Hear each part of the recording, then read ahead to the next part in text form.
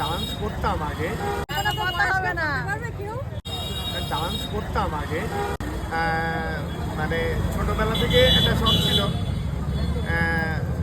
আমি টালিগঞ্জে ওয়েস্টার্ন করতাম আর বসিরহাটে আমি ক্লাসিক্যালটা করতাম। তারপরে আমি এই লাইনে ছিলাম, অনেক বছরই ছিলাম, মামার বাড়িতে থাকতাম যখন। তারপর ওখানে ছিলাম আমি, ওখানে যখন ইডি বাংলায় চ্যাম্পিয়ন হলাম, তারপরে একটা শোতেও, অন্য শোতেও চ্যাম্পিয়ন হয়েছি।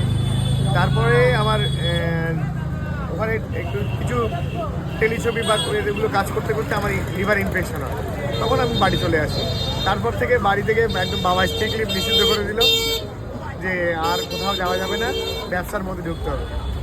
সময় অনেক কাটিয়েছো, এবার ব্যবসা শুরু করলাম। বিল্ডার্সের ব্যবসা করতে করতে করতে করতে সংসার কাঁধে চাপিয়ে দেওয়া হলো। এই করতে করতে সংসার চলছে। মেয়ের বয়স দেখতে দেখতে 13 বছর হয়ে গেল। হ্যাঁ, আমারও বয়স, ভালোই বয়স দেখতে হচ্ছে।